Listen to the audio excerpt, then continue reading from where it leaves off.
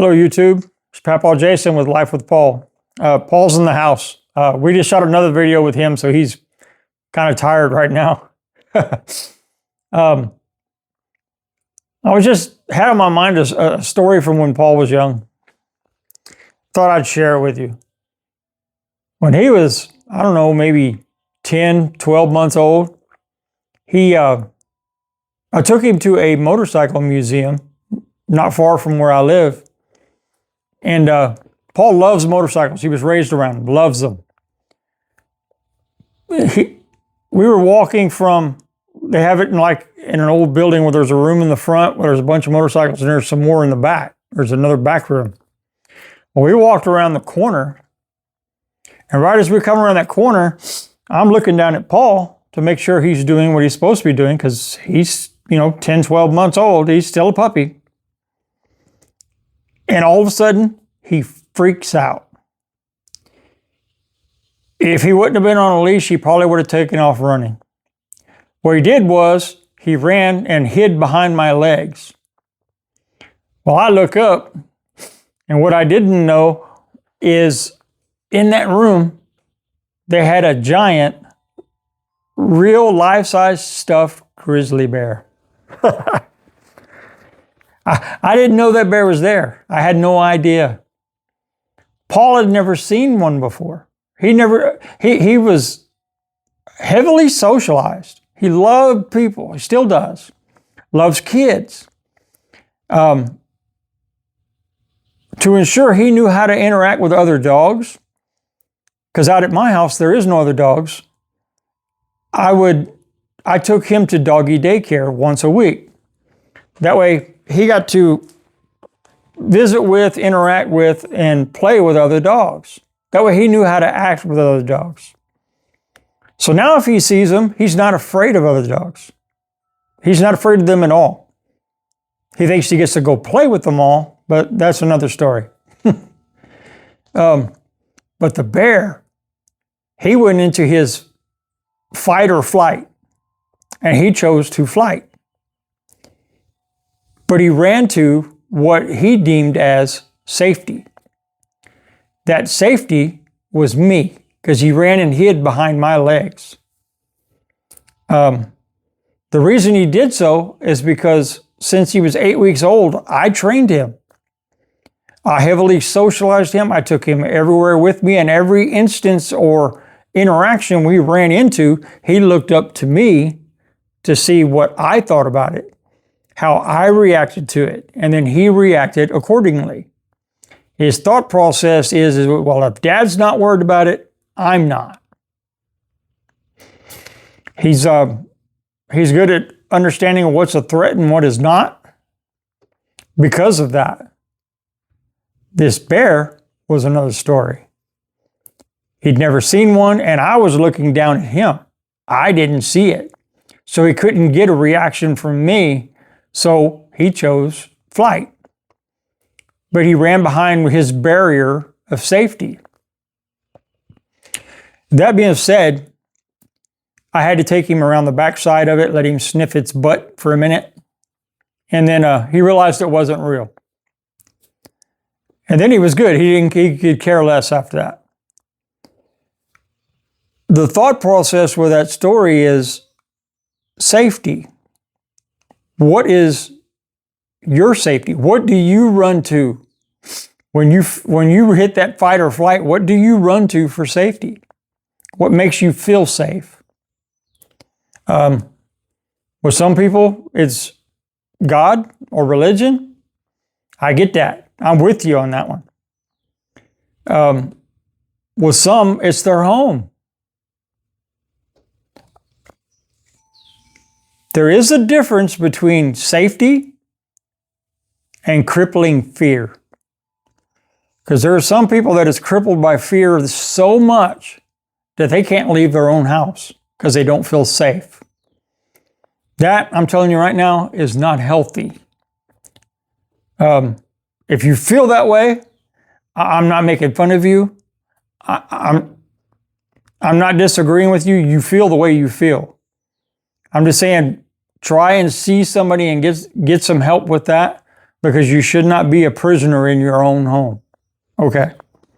But with some, home is their safety. My property has a fence around it. The fence, its design is to keep things out. It's to keep what doesn't belong on my property out of my property. I got an open gate, you can drive right in. But the fence, its purpose is to keep us safe. It's a deterrent for things that are not supposed to be here. That provides a level of safety. Is it absolute? No, not by any means. But it is a level of safety. My house, inside my four walls, I feel safe. The walls keep the outside threats out. There's one way in, one way out. You may not like the way out if you don't belong there. Enough said with that. With some people, it's people make them safe. Some run to, a brother, a sister, mom, dad, uncle, whoever it may be. When my kids were little, even though I raised them and I was over strict, I admit that. Sorry, kids. But the one thing they knew without a doubt, that dad would go to any lengths and do anything to keep them safe. They knew that.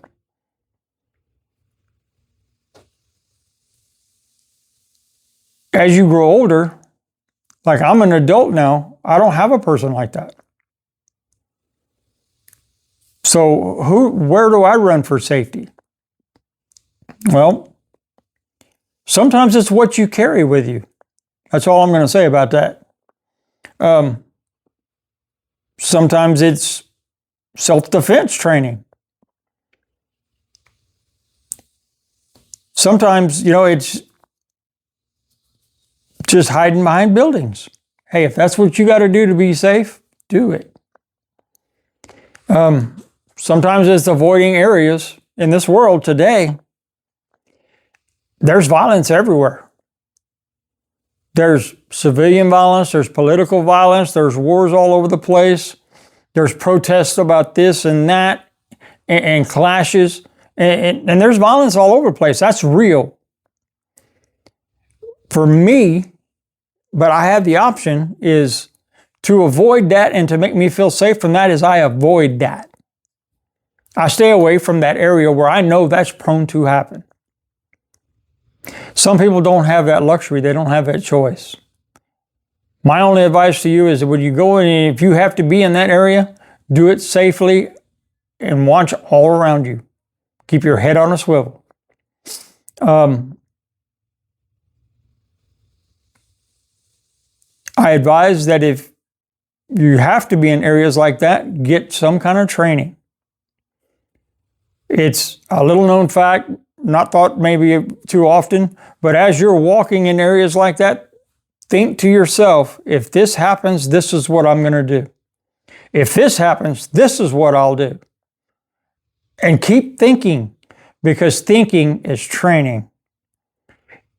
What happens is when you get in that fight or flight mode and you choose to fight or you choose to defend yourself, without thinking, you will revert to whatever you're trained to do. If you're one of those people that you're stuck in your house and you're too afraid to go out,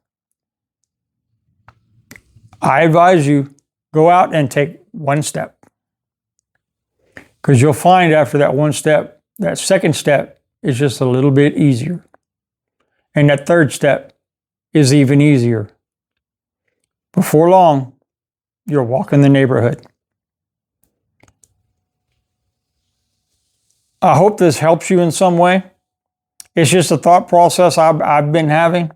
My little hamster wheel runs over sometimes. Sorry about that. But I hope this can help you.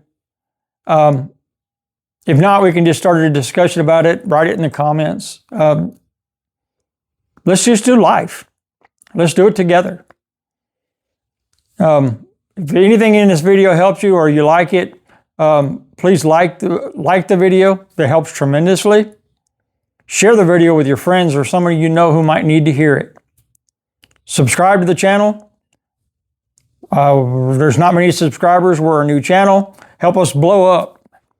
Help us to be one of them that has that little plaque. But ding-a-ling, that ring-a-ling, and watch for the life lessons, learn from the lessons, and be the best version of you the world has ever seen.